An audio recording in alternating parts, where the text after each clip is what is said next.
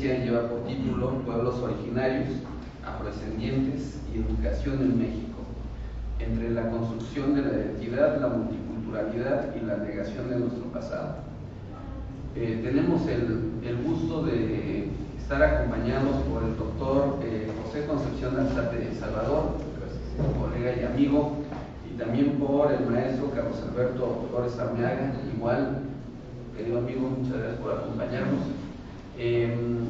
Me enorgullece presentarlos también no solo como compañeros de trabajo, sino compañeros de una red de investigación. También está aquí la doctora que más tarde cerrará las actividades de este día, la doctora Georgina Flores.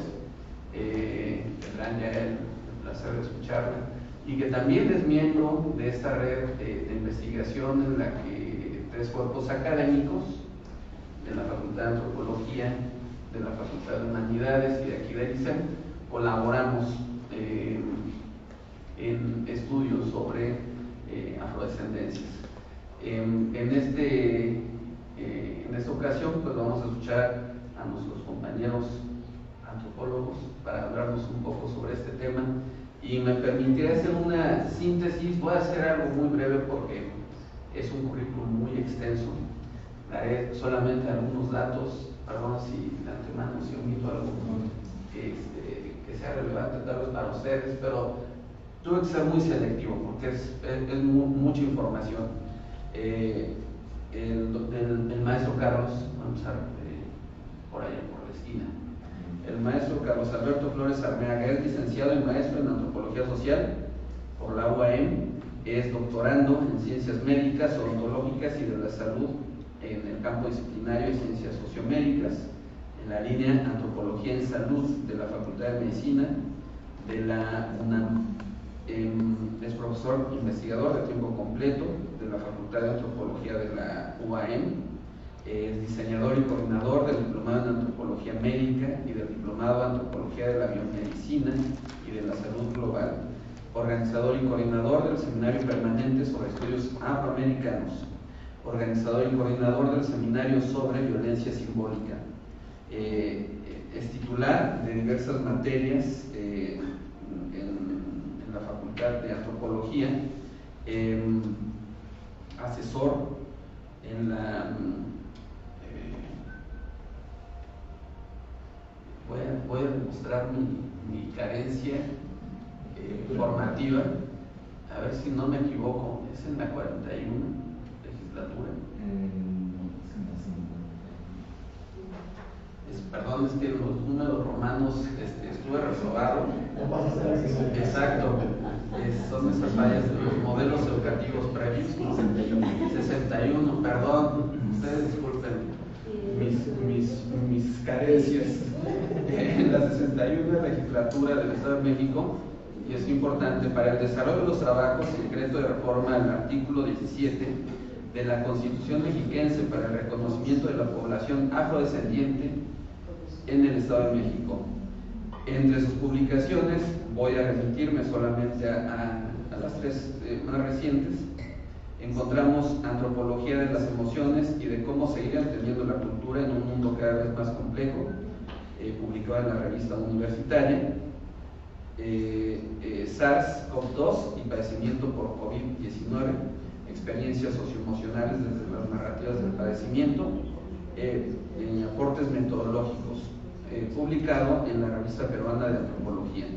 Y tiempos y permanencias de la COVID-19, acercamiento a las dimensiones socioemocionales desde la teoría antropológica en la salud, en revista Antropología Experimental. Bienvenido, Carlos. Ahora me permito presentar al doctor José Concepción Alzate Salvador. Él es licenciado y maestro en Antropología Social por la UAM y doctor en Educación por el Instituto de Estudios Superiores, es profesor de tiempo completo en la Facultad de Antropología de esta misma universidad. Es líder del cuerpo académico Manifestaciones y Diversidades de la Cultura. Es el representante de la red en Comento, la escuchamos hace unos minutos.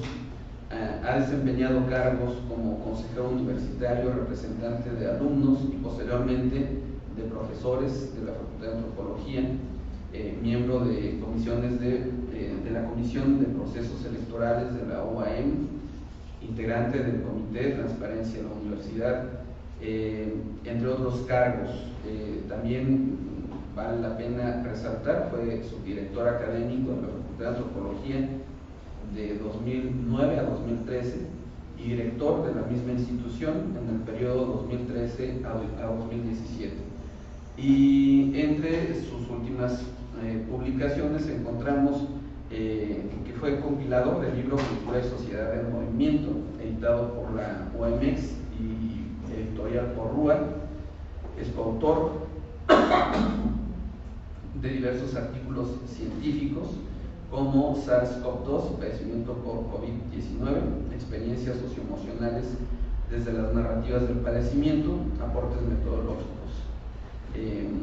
Publicado en la Revista Peruana de Antropología, también de otro artículo, Conocimiento ecológico tradicional de la biodiversidad de bosques en una comunidad maplatzinca, publicado en la Revista Ambiente y Desarrollo de Colombia. Es autor de un capítulo del libro Un pueblo otomí en transformación, deterioro ambiental y cambio sociocultural en San José La Costa, municipio de Toluca, Estado de México. Y es compilador del tesauro de la Facultad de Antropología de la UAM en 2001. Ambos tienen un currículum muy amplio, perdón si omití algo, pero prefiero, después de esta breve presentación, reiterar la bienvenida. Gracias por acompañarnos, gracias por compartir su conocimiento y talento con nosotros.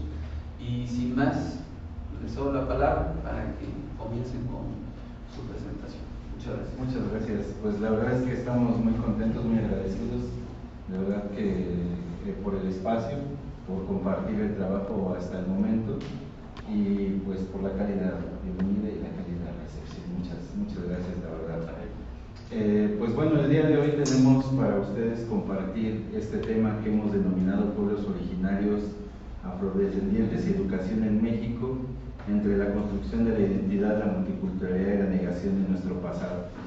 Como bien decía el doctor Eduardo, pues tenemos una red universitaria multidisciplinaria de estudios sobre descendientes afro-latinoamericanas, que es muy reciente en su conformación, pero que justamente estamos tratando de unir coincidencias visionarias interdisciplinarias, específicamente del campo de la antropología, del campo de la educación, del campo de la historia y del campo jurídico también. Eso nos ha permitido tener últimamente algunos alcances, como pues nosotros no consideramos menor, y aquí la doctora Cloquina que está presente, que también participó directamente en esto, pues haber participado en esta reforma de adhesión a un párrafo del artículo 17 de la Constitución mexiquense, que hoy reconoce a los grupos afrodescendientes asentados en el Estado de México. Pero hoy queremos un poco tratar el tema antropológico de lo que pensamos, de lo que vemos con respecto a todas estas dinámicas que de pronto en los discursos políticos, en los discursos institucionales, parecen ponerse como de moda o en boga, están cada vez más siendo un recurso recurrente, ¿no?, para tratar de establecer algunos diálogos, algunos acercamientos. Entonces, en la antropología nosotros queremos decir primero que tanto el estudio de los pueblos originarios como afrodescendientes en el campo de nuestra disciplina no es nuevo. Ha sido prácticamente el interés que desde finales del siglo XIX ha trazado nuestra ciencia, que nos permite un poco ahondar hacia dimensiones más profundas. ¿Qué somos los seres humanos? ¿Qué nos conforma? ¿Qué nos mantiene? ¿Para qué? ¿Y en qué sentido cada uno de estos elementos, ¿no? Entonces, justamente en la mañana, y alcancé a platicar un poco con el doctor José Concepción, nos encontramos con una publicación en la Gaceta de la Universidad Nacional Autónoma de México del Banco Biogenético y de las últimas investigaciones recientes sobre nuestras codificaciones genéticas como mexicanos y en general. Entonces hay cosas bastante interesantes que simplemente me gustaría anteceder, porque antes estaría bueno hacer pues una serie de advertencias, de elementos que nos pudieran abrir campo a esta idea de trazar cómo es que construimos nuestra identidad, la multiculturalidad, y cómo al mismo tiempo somos parte de ese ejercicio que constantemente estamos reconociendo, pero curiosamente negando, ¿no? en mayor sentido. Pero bueno, lo que quería compartirles en esta primera idea es que, de acuerdo a la publicación de esta Gaceta, dice que las comparaciones de secuencias de ADN entre humanos indican que las grandes diferencias genéticas de nuestra existencia tienen lugar sobre todo entre individuos y no entre poblaciones. Lo que quiere decir que en términos más sencillos o simples de entender es que una persona caucásica, por ejemplo blanca, de Europa, puede compartir muchas más variantes con un asiático o un africano que con otro europeo de la misma tonalidad de piel. Esto quiere decir que dos personas, por ejemplo africanas, pueden distar mucho más genéticamente entre sí que cualquiera de ellos respecto de una persona blanca. Esto hace, por ejemplo, que en muchos casos la histocompatibilidad, o sea, cuando son compatibles sus órganos y tejidos entre una persona de raza negra y una persona blanca, sea mayor que entre dos individuos de la misma raza. Y como consecuencia, una persona de tonalidad negra sea más apto que un blanco para donar un órgano de trasplante u otro blanco. Y estudios moleculares de genéticos que se realizaron ahí dicen que no es que seamos todos iguales, sino que somos todos igualmente distintos. Esto quiere decir que las razas, el término razas, no existen, ¿no? Con esta idea, no es que seamos todos iguales, sino que somos todos igualmente distintos. Y justamente la antropología se encarga de establecer las líneas de la variabilidad y de la diversidad. Y justamente es ahí donde queremos irnos enfocando un poco, ¿no? Entonces, con esta idea que es muy general, y a lo mejor me gustaría compartir otra porque es muy reciente, justamente en la mañana sacó esta publicación, les decía, la Universidad Nacional, sobre de qué estamos hechos los mexicanos. Dicen que para el caso del mestizaje estamos más compuestos de nuestra genética de nativos americanos y entre el 5 y el 8% de una composición genética africana y asiática, ¿no? Entonces, que pareciera menor para el caso de los que somos mestizos, pero lo que quiere decir es que está presente, de hecho muy presente incluso en el nivel genético. Muy bien, y justamente con esos elementos es que nos gustaría pasar a ir tratando pues la ponencia que decíamos quisiéramos hacerlo un tanto reflexiva en términos antropológicos, ¿no? En el sentido de preguntarnos si lo que en mayor medida nos reconoce como mexicanos, que son nuestras esencias, nuestros valores profundos que están en todos lados, que la historia nos ha ayudado a registrar perfectamente bien, y estoy hablando de nuestros valores de pueblos originarios y nuestros valores afrodescendientes que están en la comida, en nuestras actividades diarias, en nuestros pensamientos, en nuestras dinámicas, incluso, y que muchas veces no damos cuenta o damos cuenta cuando nosotros queremos recurrir a ellas. Si nosotros las revaloramos tanto, ¿por qué nos violentamos, por ejemplo, agudamente, interpersonal y colectivamente, con múltiples prácticas discriminatorias hacia estas características, ¿no? A todos los niveles, constantemente lo estamos haciendo. ¿Qué tanto somos discriminados? Son como las primeras preguntas que se nos vienen a la mente antropológica. ¿Qué tanto discriminamos las personas? ¿Reconocemos la magnitud de esa discriminación y sus diversas manifestaciones en la vida cotidiana? ¿Qué tanto esto nos habla de una autonegación o negación colectiva? ¿Qué tanto afecta a nuestras dinámicas socioculturales como la educativa, por ejemplo? ¿Qué directrices debemos de tomar? Entonces, justamente queremos recuperar. Esta es la presentación. Justamente queremos recuperar una encuesta que recientemente publica el INEGI sobre discriminación en México. Esta encuesta se publica no más de 5 meses, en mayo de 2023, bajo esos diseños estadísticos y esta metodología, en la que básicamente pues está centrada en los grupos de interés que más se discriminan en México. Entonces claramente en el primer orden están los pueblos indígenas y en el segundo orden están las personas afromexicanas. Cabe resaltar que los dos grupos tienen una consideración de personas a las que se les aplicó esa encuesta, que son personas de 12 años y más con una autoadscripción y razón a su adscripción, sea indígena o afrodescendiente. Entonces, como vemos, pues en esta tabla, que es lo que queremos un poco como resaltar para tomar el tema, es que ocupamos el lugar 15 en cuanto a las entidades que tiene nuestro país, como el Estado de México, como el lugar 15 que más discrimina a todos estos grupos que están ahí. Entonces no son datos menores en ese sentido, que si lo ven ustedes, pues se ha incrementado de 2017 a 2022 en 0.7, que tampoco es nada menor. Creo que es muy importante saber qué es lo que hacemos o en qué lo estamos haciendo, ¿no? Y en el contexto nacional, ustedes pueden ver ahí, nos encontramos en ese lugar número 8, con 24.7, que estamos por encima de lo nacional. 23.7 es el índice nacional de discriminación y nosotros estamos en el Estado de México en 24.7. Entonces me parece que también es una cifra que debemos de tomar en consideración. Claro, estamos creciendo demográficamente, hay elementos migratorios, hay impactos capitalistas y demás que debemos de tener en consideración. Por grupos seleccionados que manifestaron haber sido seleccionados, por ejemplo, ustedes pueden ver ahí que los grupos más discriminados son los grupos afrodescendientes con 35.6% y los grupos con diversidades sexuales y de género, ¿no?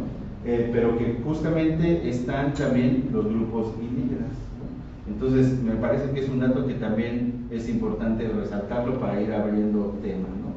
En cuanto a las personas que manifestaron haber sido discriminadas por alguna razón, vean ustedes que nosotros solemos pensar que se discrimina a las personas afro por el tono de piel o a las personas indígenas, pero hay otros elementos también de mayor peso que ustedes pueden ver claramente en las cifras, y así están puestos los elementos de 2017 a 2022 que prácticamente pues se han movido nada, ¿no? Eso quiere decir que tenemos una incidencia discriminatoria muy regular para el caso de México, ¿no?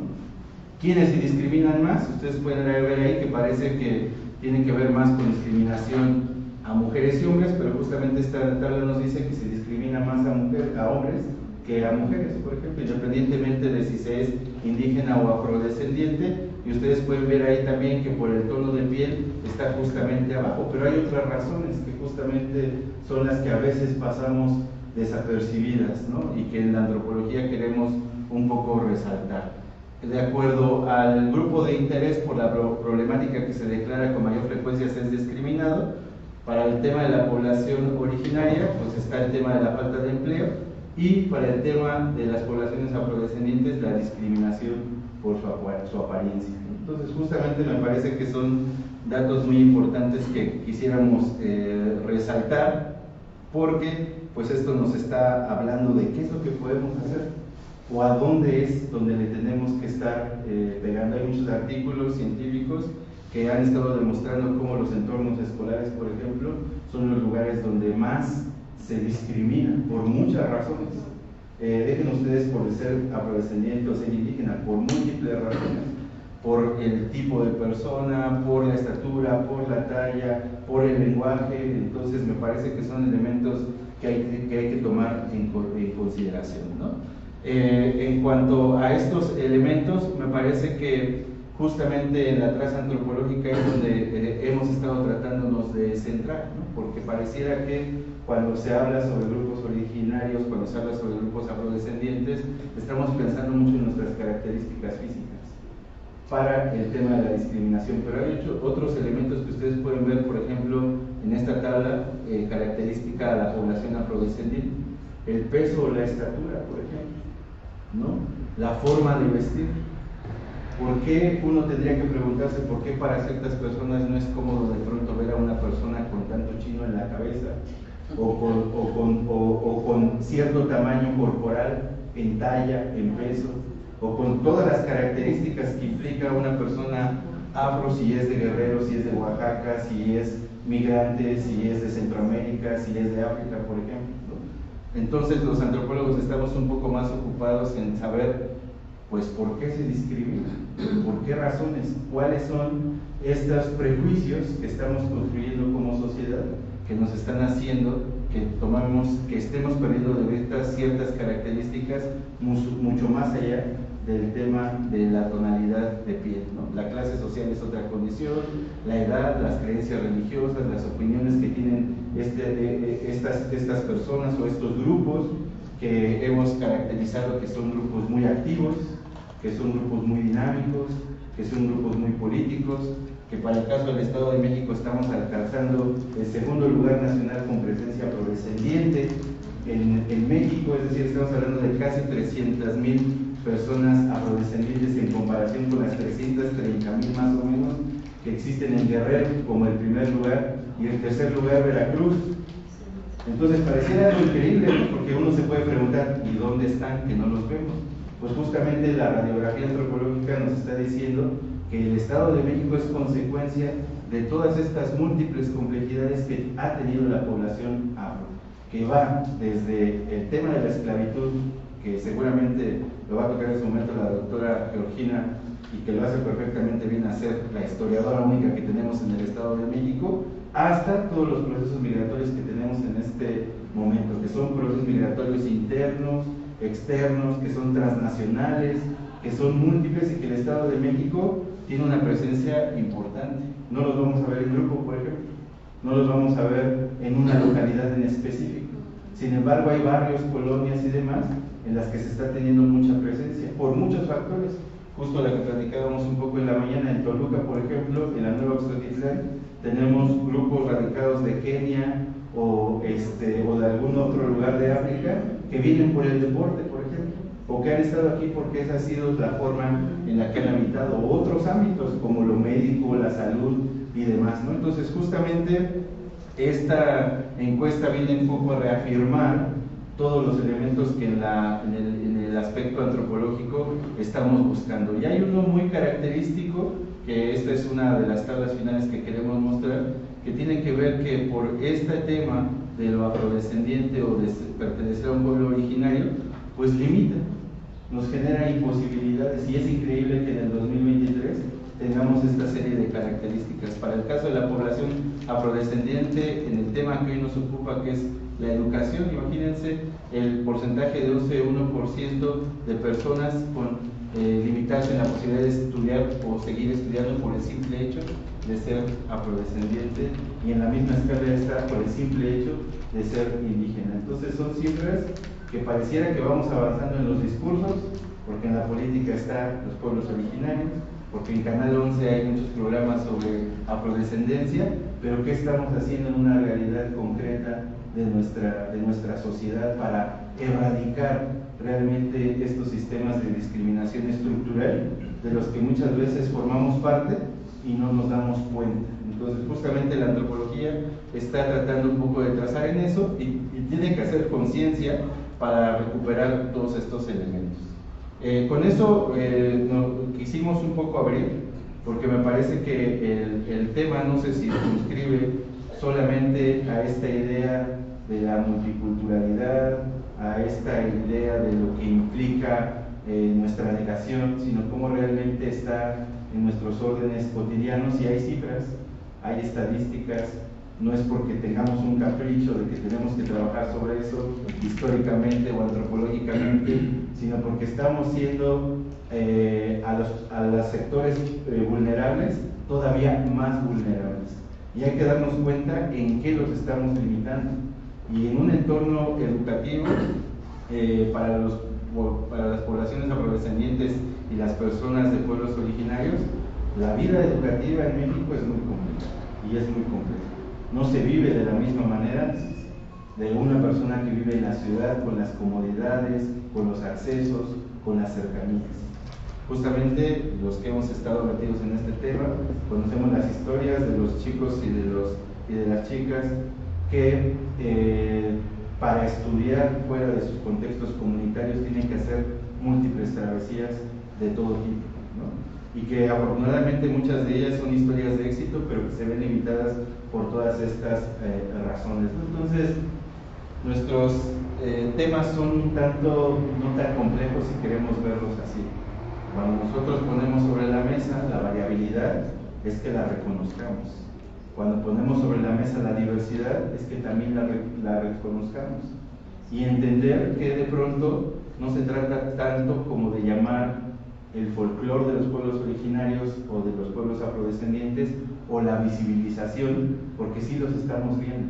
El problema es que tenemos una negativa de no quererlos ver cuando están todos estos elementos que nos están dando identidad, ¿no?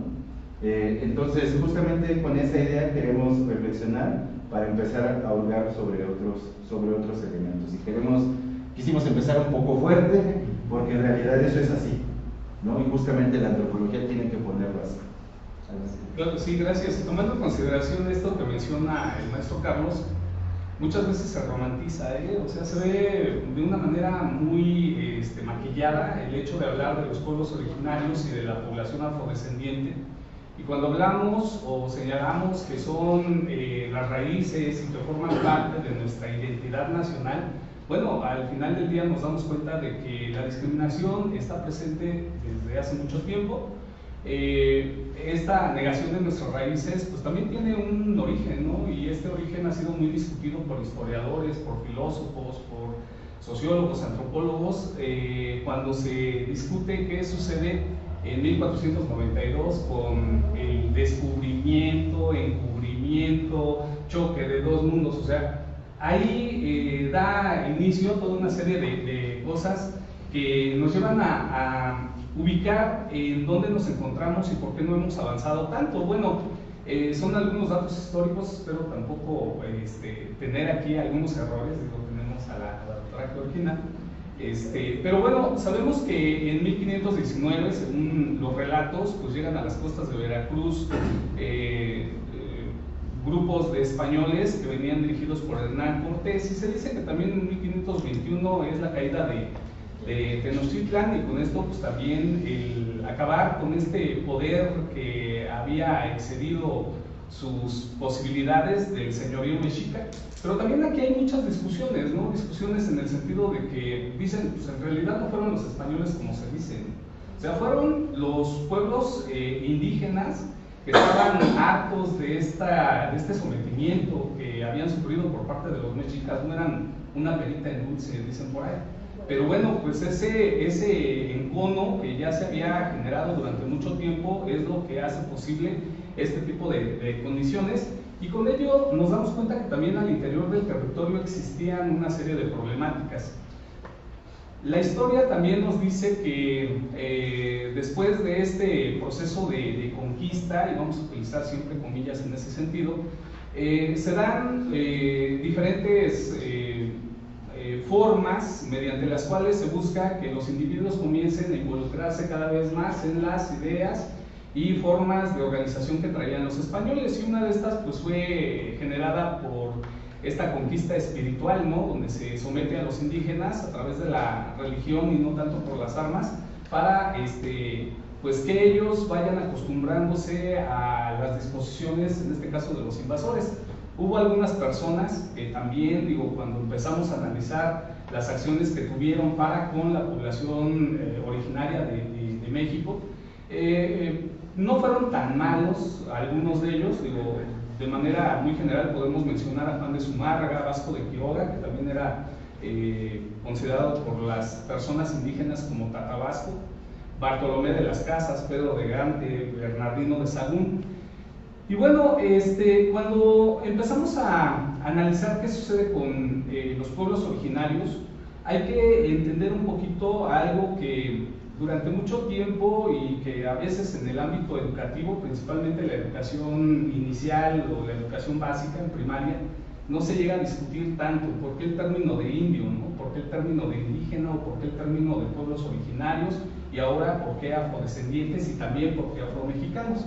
Recordemos que cuando Colón llega y se topa con el continente americano, pues él pensaba que había llegado a la India, y de ahí esta denominación de los indios, pero también se utilizaba el término de natural como sinónimo de indio. Pero recordemos también, por eso les digo, esta charla, esta plática, nos mueve mucho la reflexión en el sentido de por qué seguimos discriminando y estamos en el siglo XXI, ¿no? Estamos en el año 2023 y seguimos cometiendo toda una serie de cosas que ya desde el pasado se venían generando.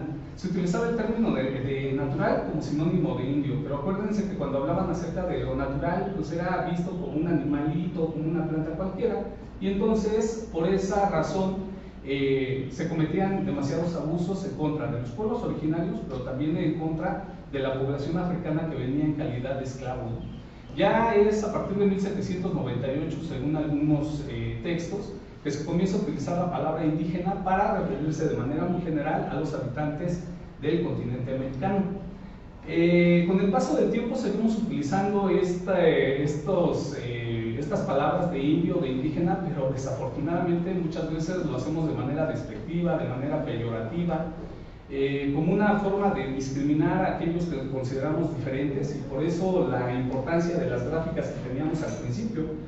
Vean el hecho de decir, bueno, soy originario de una población indígena, pero también tengo estos rasgos físicos, el color de la piel, y entonces pues es común, y eso es algo que no es sencillo de trabajar, pero tenemos que seguir poniendo mucho énfasis en pues las infancias, ¿no? En este caso en los niños, porque a veces utilizan, y quienes estamos en una dinámica formativa, educativa, tenemos hijos, a veces llegamos a escuchar este tipo de palabras y pensábamos que pues ya se habían quitado de las ideas y del comportamiento y las actitudes de los niños. Entonces, ay, eres un indio, o simplemente decirles nacos, que también a veces se ha utilizado como un sinónimo para hacer referencia a alguien que es considerado como inferior, ¿no?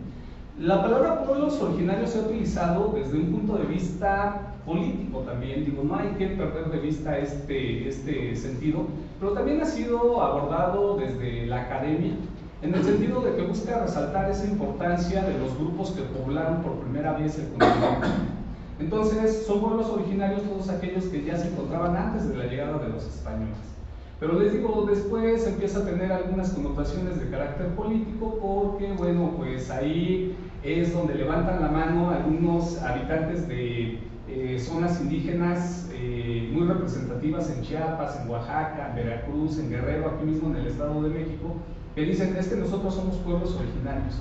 Y algo que también se ha discutido y que tiene que ver con el tema de la afrodescendencia, cuando hay personas que dicen, bueno, yo no hablo la lengua, yo no me visto con un atavío o una vestimenta tradicional, pero yo también soy indígena y no por ello dejo de ser un pueblo originario o afrodescendiente, que de hecho también hay mucho de esto ahora cuando se incorpora en el censo de 2020, por ejemplo, la variable de afrodescendencia.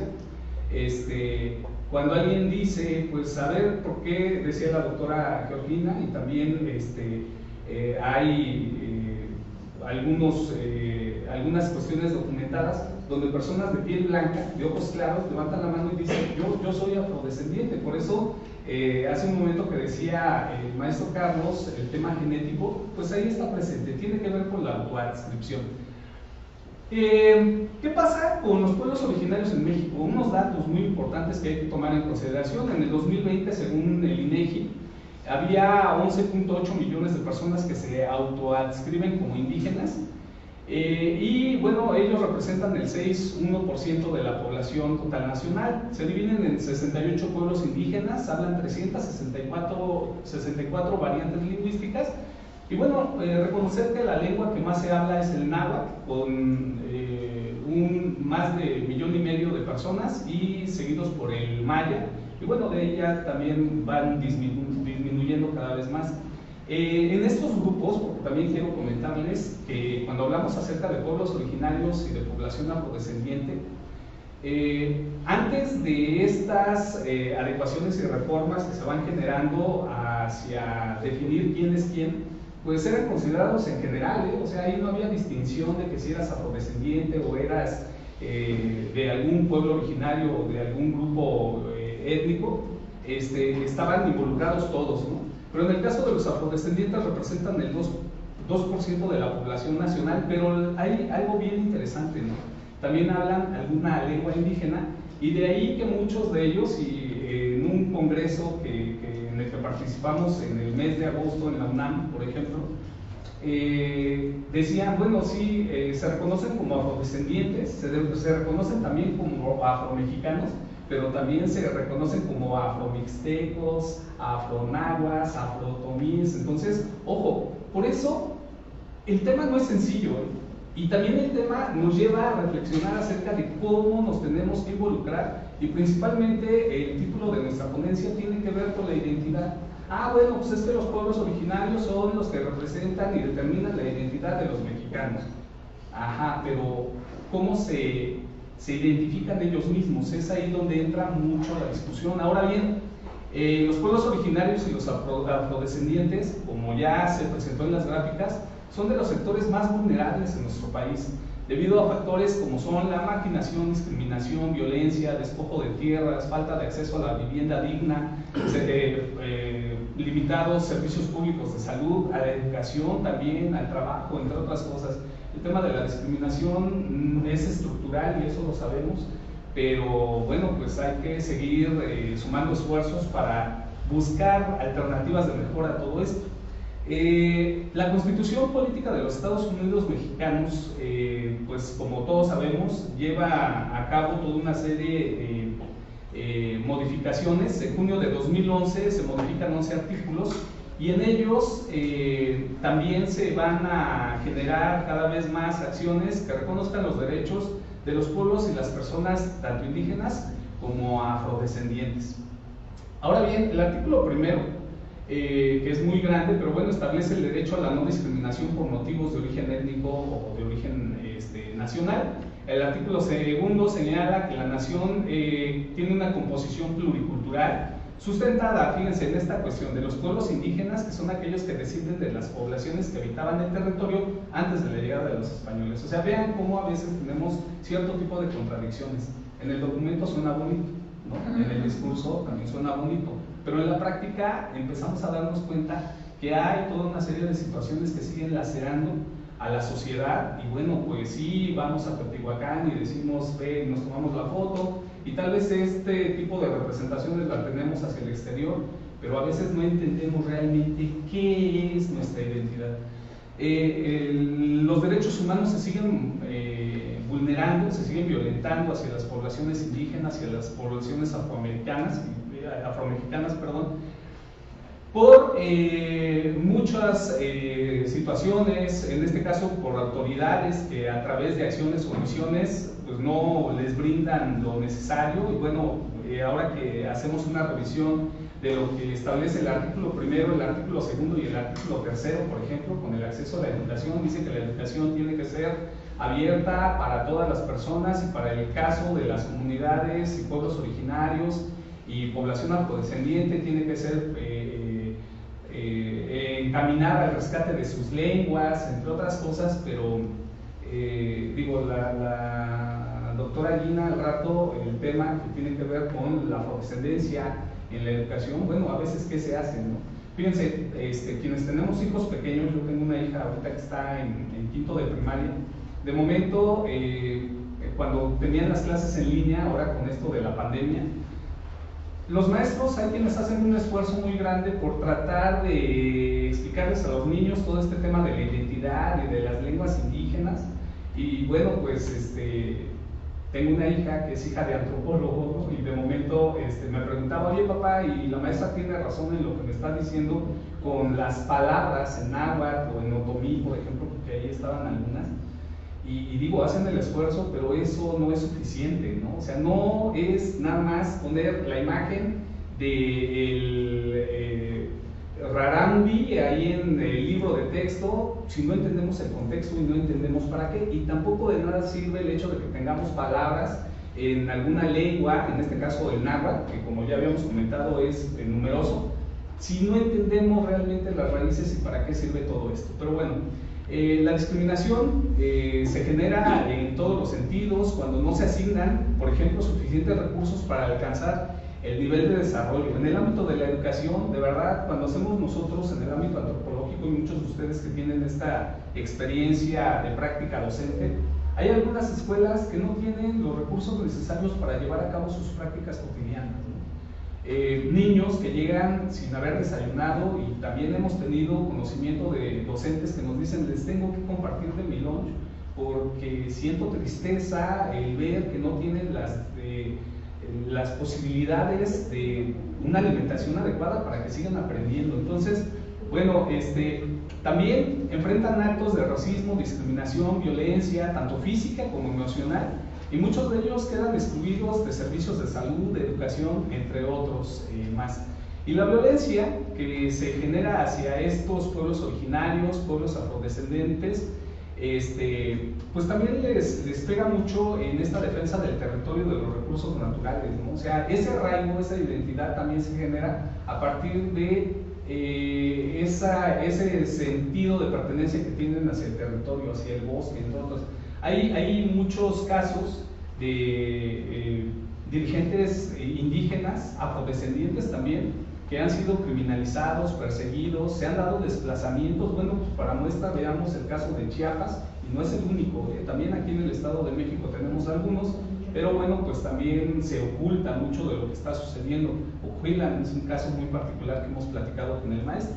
Según el informe de una organización que se dedica a ver o a analizar el tema de los derechos humanos de los pueblos indígenas, nos dice que en el 2020 se registraron 8 estados de la República que presentan situaciones de conflicto generados por grupos de poder, paramilitares, y también la delincuencia organizada, que ha afectado y ha lacerado mucho estos pueblos originarios y población afromexicana. Y por ejemplo, nada más ahí mencionar Chihuahua, Guerrero, que es uno de los que concentra mayor población afrodescendiente, Chiapas, Sonora, Michoacán, Oaxaca, Yucatán, Campeche, solamente por mencionar algunos. Y bueno, a través del tiempo, y ya tomando en consideración el tema de la educación, se ha tratado de llevar a cabo una educación inclusiva, permitiendo a todas las personas el que vayan teniendo mayor relevancia, representatividad, entre otras cosas. Nada más para mencionar algo: a finales de los 90 se van generando los programas de educación superior que contemplan una base étnica. Se valora la construcción de puentes de relación educativa con los indígenas a fin de propiciar y generar formas que permitan abrir diversos ámbitos de conocimiento. De ahí pues viene el tema de las universidades interculturales, los departamentos de apoyo a estudiantes indígenas, por ejemplo, en las universidades. No les puse un mapa aquí, pero por ejemplo, cómo inician algunas universidades a tener estos departamentos, pero a veces cumpliendo solamente un requisito por el tema de los recursos y de los apoyos.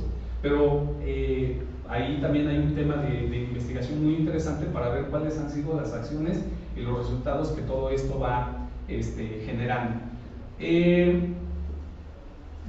Tomando en cuenta todas estas cuestiones y principalmente el poder reflexionar acerca de lo que se hace en materia educativa, de lo que se hace respecto de esta construcción de la identidad, porque insisto, se sigue hablando de la identidad basada en nuestros pueblos originarios y en la población afrodescendiente, pero no pasa en ocasiones de la imagen, que se vea bonita, del retrato, del discurso. Políticamente hablando también, sabemos que en este cambio de gobierno que se genera en nuestro país, pues bueno, se le da peso y está bien y se reconoce, pero en ocasiones solamente queda en que, por ejemplo, la Comisión Nacional para Disminuir la Discriminación, o la CONAPRED, que también van modificándose los nombres, dicen: hay que poner a una persona afrodescendiente, ¿no? En el seminario tenemos sobre estudios de afroamericanos y afrodescendientes. En alguna ocasión participó una chica del estado de Guerrero, que había participado como representante de la población afrodescendiente en un certamen de belleza, por ejemplo. Entonces, es ahí donde empezamos a decir: no solo es eso, no es suficiente. Es como en los aspectos políticos. Bueno, pues que ahora exista la representatividad indígena y la representatividad afrodescendiente, pero realmente cuáles son los objetivos que todo esto persigue. Entonces, bueno, pues el estudiar estos temas son demasiado complejos. hay que tomar en consideración el papel que están haciendo las universidades interculturales, pero también las no interculturales. Hace un momento platicábamos, antes de dar inicio a esta plática, esta charla, de que se debería de hacer más, pero en ocasiones como que hace falta el despertar, ¿no? Y bueno, pues el granito de arena se va poniendo, y una muestra de esto pues es la red que, como habíamos comentado, se acaba de constituir como tal, pero el trabajo viene de tiempo atrás, ¿no? Ahorita con los seminarios llevamos trabajando más de 3 años, entonces ya eso ha abierto cada vez el panorama. Y bueno, pues requiere voluntad propia, requiere compromiso, todo esto, pues claro que depende de muchos de nosotros, de la manera en cómo vamos reflexionando acerca de lo que está sucediendo, de nuestras acciones para mejorar y para beneficio pues de nosotros mismos y de nuestra nación. Y le cedo la palabra al maestro Carlos, pues para que de nueva cuenta vuelva a poner el dedo en la llaga y que lo más importante de todo esto es reflexionar acerca de qué sigue y qué es lo que podríamos seguir trabajando. Sí, pues antropológicamente consideramos la transgresión hacia sujetos de pueblos originarios afrodescendientes ha sido una constante histórica en México. Entonces la posición antropológica es muy firme, ya no tiene razón de ser. El tema es que se sigue dando, ¿no? Y eso me parece que es muy importante resaltar, porque arrancados de su tierra, alejados de su familia, desposeídos de su lengua, su religión, sus costumbres, su filosofía, y apartados de los ámbitos como el educativo, las personas de este sector estarán de acuerdo, ya no tendrían por qué continuar, por ejemplo, siendo violentadas. No hay razones, ni genéticas, ni políticas, pero hay muchas razones sociales, ¿no? Entonces es una desafortuna que la sigamos agudizando. Pensamos que trabajar institucionalmente, o cuando trabajemos institucionalmente con pueblos originarios y pueblos afrodescendientes, ya sean sus incorporaciones, dinámicas o interacciones, sean culturales, políticas, educativas, se requiere tener presente su historia, tanto como sus sentidos antropológicos, ¿no? Y en el sentido antropológico, la doctora Georgina, aquí quiero decirles que, aprovechando que está presente, tiene un texto muy importante de la presencia africana o la descendencia africana en el Valle de Toluca, que todo mexicano debería de revisar. Sin embargo, cuesta mucho trabajo que se incorporen a los núcleos de formación educativa por razones que desconocemos, pero que sabemos perfectamente de qué se trata, y son simples prejuicios. Qué tristeza, pero es un simple prejuicio, por ponerles un ejemplo, ¿no? Entonces, en lo antropológico, decía yo, y quiero reafirmarlo, esas variabilidades y diversidades, entendiendo que su origen racial, sea de los pueblos originarios o sea de los pueblos afrodescendientes, tiene un significado poderoso en la sociedad, y más en una como la que nosotros tenemos, ¿no? Toda vez que pertenecer y ser a este tipo de poblaciones implica pensar diferente, actuar diferente, experienciar y sentir el mundo de manera diferente, algo que cada vez más las personas ancladas en una modernidad estamos perdiendo sentido, ¿no? Hay muchos elementos que hoy nos están haciendo perder de vista, ya que es sentir, ya que es experienciar. Sin embargo, en el fondo de las raíces de estos pueblos originarios afrodescendientes es muy natural. Son personas que tienen capacidades de incorporarse a cualquier ámbito, de apropiarse a cualquier ámbito, de negociar y formar incluso nuevas identidades, y sobre todo algo que hemos distinguido desde la perspectiva antropológica, que son muy claras en tener una representación y una resistencia política envidiable. La han permanecido desde el origen de la humanidad hasta ahora, y las nuestras se rompen cotidianamente, si están de acuerdo, ¿no? No las rompen los medios capitalistas, por ejemplo. Es muy fácil que hoy un joven estudiante sea vulnerado rápidamente por la incorporación de los medios digitales y tecnológicos. De eso, por ejemplo, no estamos dando cuenta. ¿Para qué nos está sirviendo el hacer caso de la identidad, de lo que nos reconoce, de lo que somos, ¿no? Y de la importancia que esto tiene, más allá del cliché en el folclore, que eso es lo que queremos resaltar. Entonces, queremos dejar también un poco recalcado que el reto antropológico en nuestra universidad, en la que estamos trazando y junto con este Instituto de Ciencias de la Educación, se está centrando no solamente, por ejemplo, en recuperar lo llamativo a ese folclore para su visibilización, sino sobre todo para encontrar todos esos elementos que puedan aportar para ir en contra de un racismo sistémico y estructural que constantemente estamos dinamizando en nuestras prácticas ordinarias, y sobre todo en la antropología estamos tratando de aprovechar los elementos de nuestra disciplina para tratar de ir contra esos fuertes prejuicios que tiene la sociedad,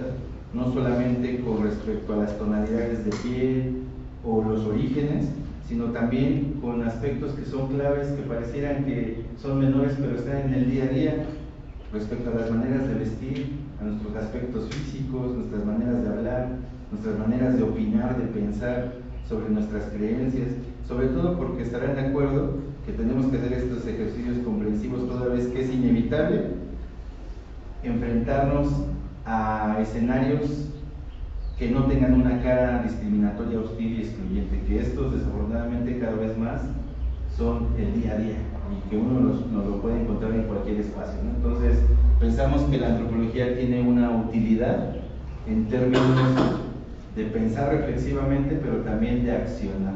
Y un poco lo que intentamos explorar en la presentación de hoy es que nos llevemos un poco eso, ¿no? En qué prácticas de nuestro orden del día a día nosotros formamos parte de ese sistema estructural que constantemente está discriminando, que constantemente está segmentando, que constantemente está diferenciando y que ahora es más difícil de captar porque hay muchos elementos que lo desdibujan, pero que en la agudeza de las cifras vemos que claramente es un impacto fuerte, ¿no? Entonces yo invitaría, y ya para dejar esa última reflexión, que le pongamos atención a los entornos escolares porque hay incidencias de políticas públicas, hay incidencias de políticas económicas macro, globales, en las que inciden mucho las formas capitalistas, que hacen que todos estos elementos se agudicen no solamente para el tema originario o afro,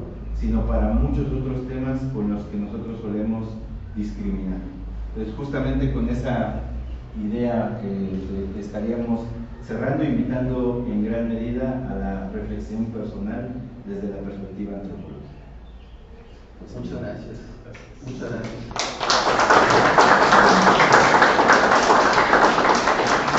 Siempre es interesante escuchar a colegas que tienen una formación distinta a la que suele tener el magisterio, ¿no? Es decir, dentro de la pedagogía, la educación normalista, ¿no? Que no todos los maestros somos normalistas y eso le va poniendo un toque distinto, ¿no? Y escuchar a antropólogos hablando en este entorno educativo pues siempre es mucho más especial, ¿no?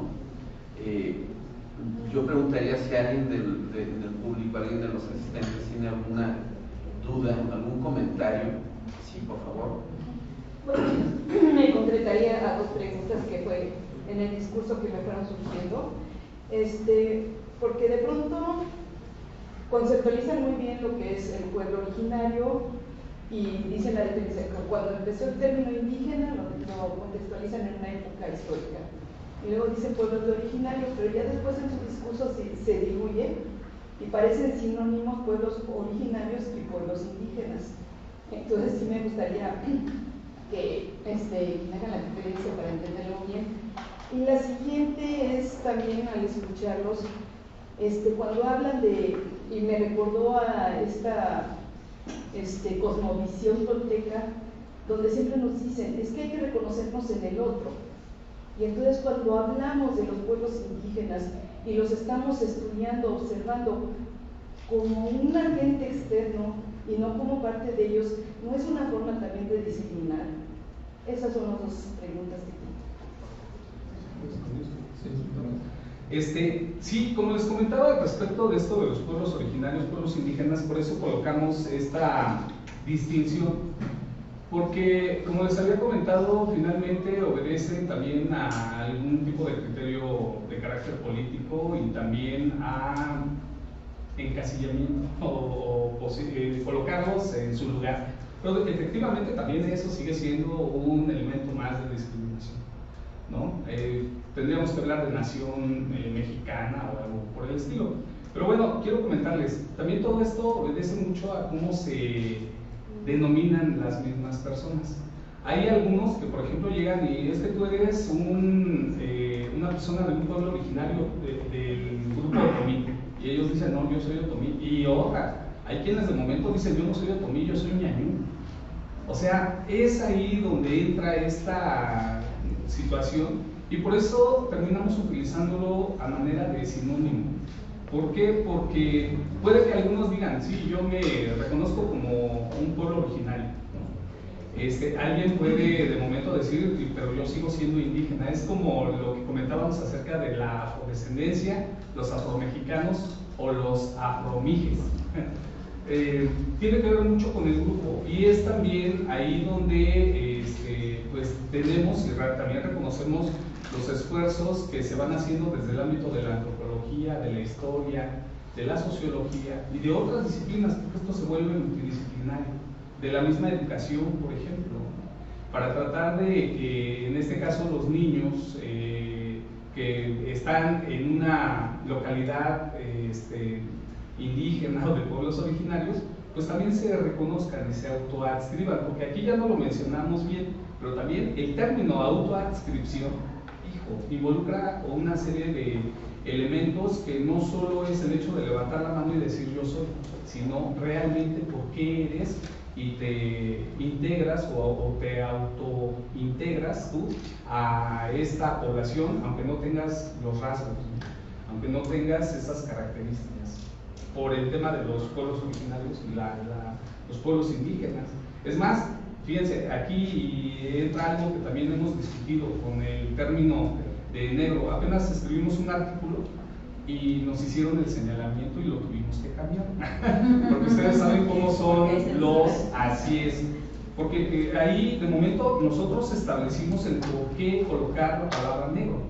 Porque en algunos lugares, cuando nosotros llegamos y les decimos, es que tú eres afrodescendiente, no, yo soy negro. O sea, yo soy negro y no me quita nada. Entonces, ese tipo de condiciones son las que muchas veces, por eso les decía, el aspecto político no entiende, pero en el aspecto educativo y de investigación es donde tenemos que seguir trabajando y dar ese reconocimiento, porque les digo, sí nos causó un poquito pues de duda y nos llevó a la discusión simplemente eso que les decía, la palabra negro. Ahora, en el caso, cuando hablamos de los otomíes de Toluca, que es algo que hemos trabajado un poco aquí en la facultad, cuando alguien llega y dice, no, o sea, yo no soy otomí, yo soy ñañú, que otomí quiere decir otra cosa. Entonces, bueno.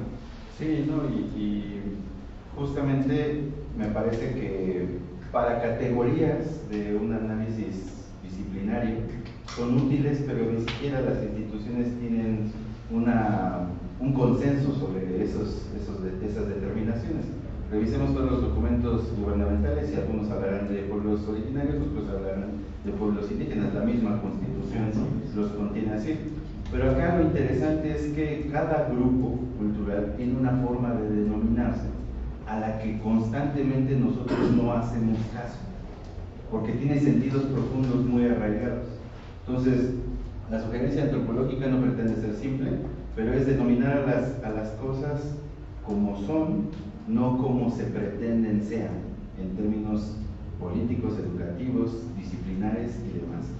Y ahí a lo mejor cabe recalcar que en antropología nos adjudicamos un poco esa autoridad, porque son pueblos que conocemos, que hemos estado ahí, que los hemos trabajado, Muy probablemente no en todos, pero una característica de los antropólogos, pues es que nos ven acá, es que estamos constantemente en el terreno, ¿no? Entonces, creo que eso aboga un poco en ese sentido. Y en la segunda pregunta, me parece que es completamente legítimo el comentario que se comprenda así, porque justamente eso es lo que parece cuando no tenemos un reconocimiento y autorreconocimiento de lo que somos.